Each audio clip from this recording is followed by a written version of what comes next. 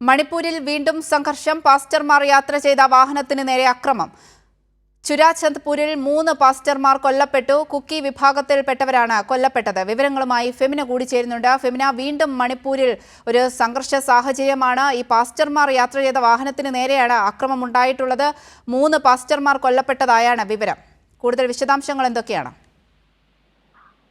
അതിവന്തിക മണിപ്പൂരിൽ അശാന്തി വീണ്ടും പടരുകയാണ് എന്നതിന്റെ സൂചനയാണ് ഇപ്പോൾ 3 പാസ്റ്റർമാർ ഇപ്പോൾ കൊല്ലപ്പെട്ടിരിക്കുന്നത്. സമാധാന ചർച്ചയിൽ പങ്കെടുക്കാനായി പോയ കൂക്കി ക്രൈസ്തവ വിഭാഗത്തിൽപ്പെട്ട കൂക്കി ക്രൈസ്തവ സഭാ നേതാക്കൾക്കെതിരെയാണ് ഇത്തരത്തിൽ ആക്രമണം ഉണ്ടായത്. ആക്രമണത്തിൽ 3 പുരോഹിതന്മാർ കൊല്ലപ്പെട്ടിട്ടുണ്ട്.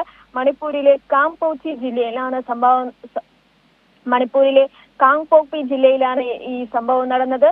യോഗത്തിൽ പങ്കെടുത്ത് തിരിച്ച് മടങ്ങും വഴിയാണ് ഈ അക്രമി സംഘം വാഹനത്തിന് നേരെ വെടിയുതിർത്തത്.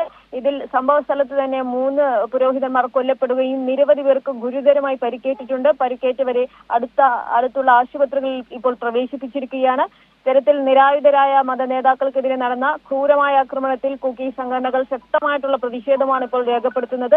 മേഖലയിൽ സംഘർഷാവസ്ഥ സാഹചര്യമുള്ളതിനാൽ വലിയ സുരക്ഷയാണ് ഒരുക്കിയിരിക്കുന്നത്. മണിപ്പൂരിലെ വംശീയ കലാപത്തിന്റെ തുടർച്ചയായാണ് ഇപ്പോൾ ഈ അക്രമ സംഭവം റിപ്പോർട്ട് ചെയ്യപ്പെട്ടിരിക്കുന്നത്. 3 പുരോഹിതന്മാരാണ് ഇപ്പോൾ കൂക്കി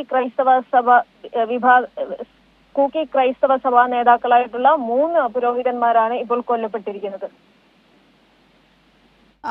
ഫെമിന, ഈ മണിപ്പൂരിലെ കുക്കി നാഗ വിഭാഗങ്ങൾക്കിടയിലുണ്ടായ ഈ സംഘർഷം പരിഹരിക്കുന്നതിനൊക്കെ ഈ പാസ്റ്റർമാർ ഇടപെട്ടിരുന്നു.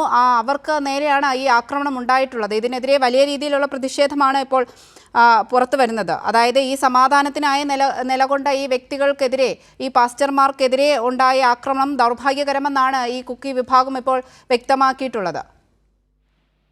അതേ അവന്തിക, ഇത്തരത്തിൽ മതനേതാക്കൾക്കെതിരെ നടന്ന ഈ ആക്രമണത്തിൽ കുക്കി സംഘടനകളിൽ നിന്ന് വലിയ പ്രതിഷേധമാണ് ഉയരുന്നത്.